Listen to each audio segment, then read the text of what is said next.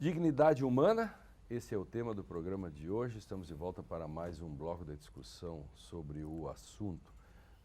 A Catherine tinha uma pergunta e faça agora. Uma pergunta que me intriga é a seguinte, né? Na história da literatura, o direito é um dos grandes orgulhos da civilização humana, né? Os atenienses se orgulhavam, né, de terem esses tribunais maravilhosos, etc. Mas nós vivemos na outra ponta da história, numa sociedade que aparentemente todo mundo tem direitos e cada vez menos obrigações, né? E mais direitos. Então, a minha pergunta ultimamente, quando eu observo, assim, minha irmã é juíza na Áustria, ela é especializada em mediação. Então, se esse surgimento da modalidade da mediação não é uma tentativa de reaver, através do direito, noções como humanitas e fraternitas. Porque, pelo que estou observando, é exatamente isso que está em jogo. Sair do litígio, né, de todos tendo direitos, né, e chegar para... Eu, particularmente, acho que a questão da mediação, na realidade, ela incorpora uma perspectiva prévia, que é a ideia de que o conflito ele não é uma patologia. O conflito é algo constitutivo da própria sociedade.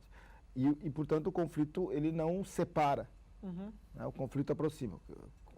De regra, no direito, o conflito separa. Ou seja, é um hegeliano, o outro é meu inimigo, eu tenho que vencer. Né? A minha parte adversa. Né? Ou seja, o autor, o réu, o demandante, o demandado, o reclamante, o reclamado. Ou seja, sempre a gente opera com essa dicotomia.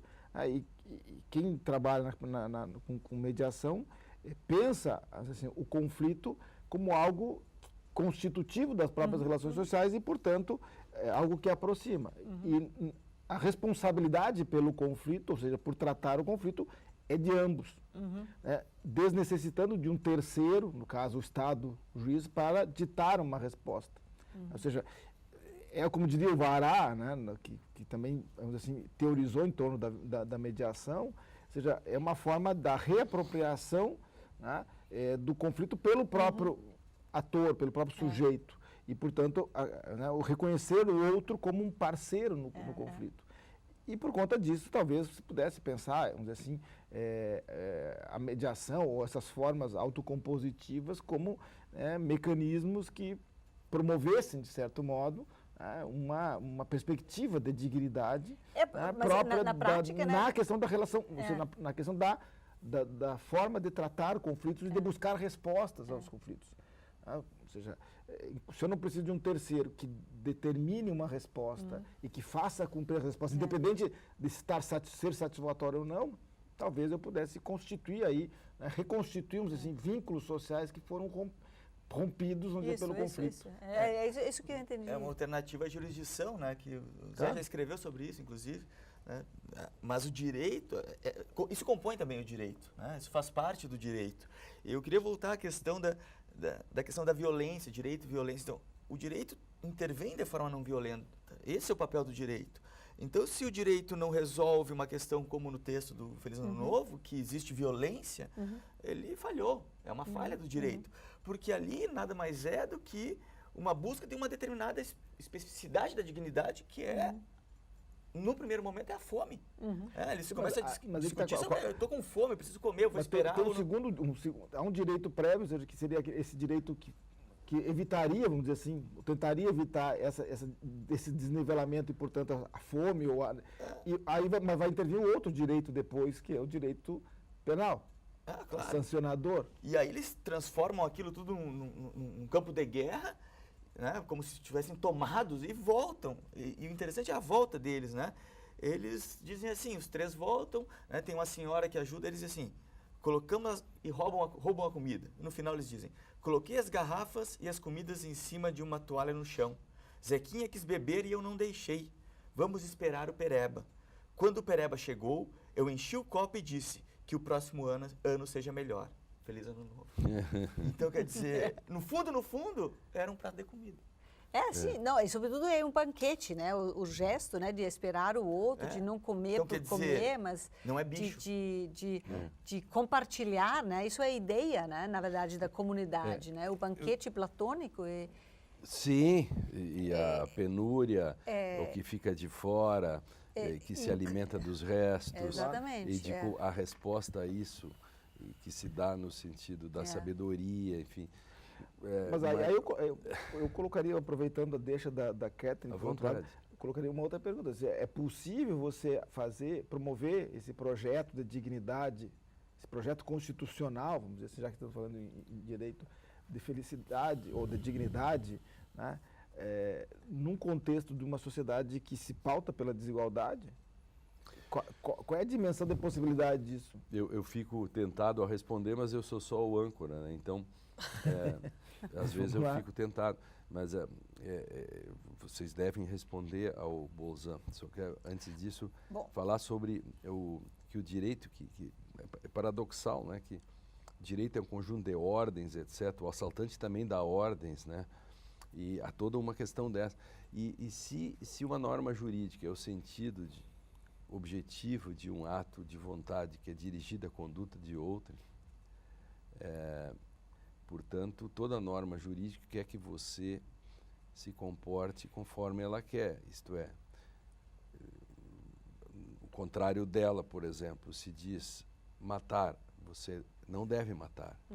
Então, mas na medida que as pessoas matam e na medida que as pessoas furtam, elas estão agindo contrariamente ao direito. E cada vez, quanto mais você aplica o direito, mais ele está fracassando.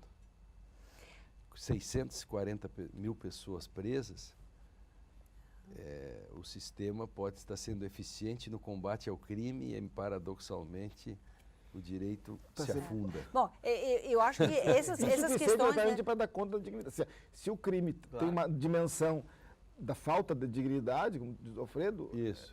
Então, na medida em que esse direito secundário, vamos dizer assim, isso que eu queria dizer.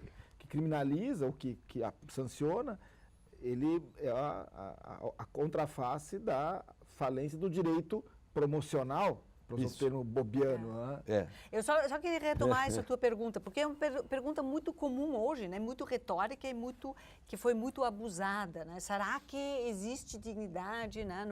Numa situação que tem desigualdade? Né? Ela se apoia muito, né, nos horrores que nós vemos nas nossas favelas, etc. Né?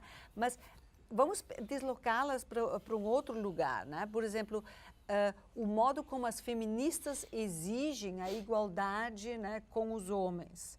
O modo como, com esse tipo de pergunta retórica, as ativistas feministas começam uma espécie de luta de um feminino virilizado contra o masculino. Né?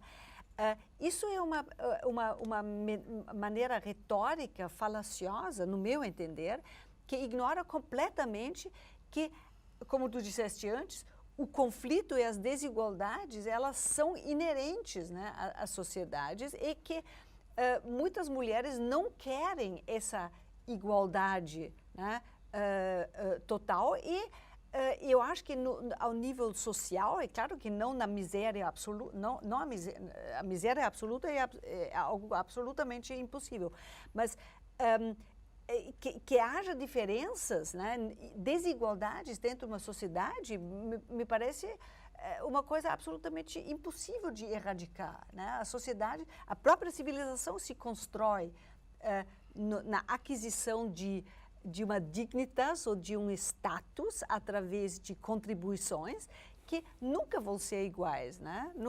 Não podem ser iguais. Portanto, generalizar essa pergunta, pode haver dignidade numa sociedade com desigualdade, acho que é mal colocar Catherine, a pergunta.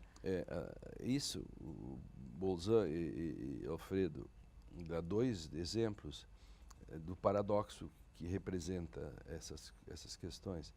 Se a própria teoria marxista de Estado é uma teoria negativa do Estado. Sim. Porque se ela der certo, o Estado não precisa mais existir. Ou a concepção ideal de fala do Habermas. Se nós conseguimos o conceito ideal de fala, se eu alcanço, eu não precisaria dela. Mas ela é um paradoxo. Mas a própria dimensão, se for pegar o extremo, a dimensão do projeto liberal também, no extremo, ele prescinde do Estado. Claro. Se você tiver um mercado autorregulado, onde todas as questões sejam resolvidas, a insegurança, que é o direito secundário, esse que nós estávamos falando, não vai existir. E por conta disso, por isso que eles falam Estado mínimo. No limite é o Estado zero. Uhum.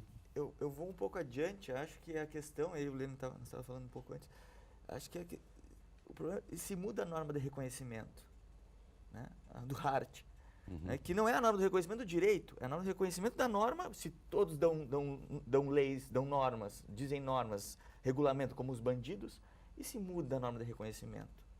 Onde ficará a dignidade que, em tese, teria sido protegida pela estrutura legitimada do direito? Eu acho que nós estamos num limiar praticamente nessa circunstância. Essa norma de reconhecimento ela está fragilizada.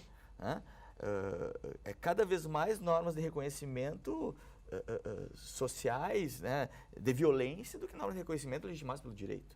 Então, sem o direito, e aí a questão do Bolzan, com o direito já é difícil manter dignidade, né? Sem o direito é impossível. Eu quero dar uma notícia ruim para vocês. Mais uma.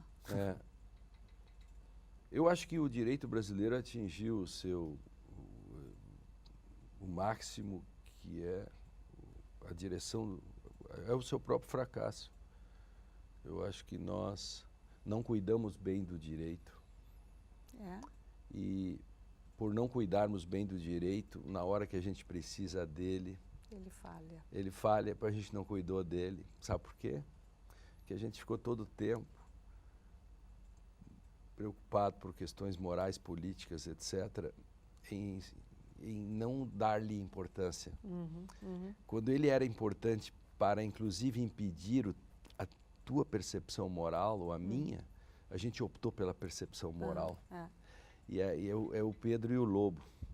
Agora a gente precisa, e ele não está mais aí, porque o direito é um estar aí. Ele é um constante construir, Bolzan. E se você não o alimenta, há um momento em que ele se fragiliza. E nesses momentos que nós vivemos hoje, com desmantelamento de programas sociais, uma série de questões, enfim, e há uma sociedade dividida, me parece que aí o direito, não estou fazendo um editorial meu aqui, mas eu estou muito, assim, meditabundo com essa questão do direito hoje, né? Que eu acho que ele perdeu para a moral, enfim, mas começa respondendo na próxima, porque chegamos no final do terceiro bloco. No bloco último agora, vamos continuar essa discussão. Vamos ver se o Bolzan traz notícias mais otimistas que as minhas. Nós já voltamos.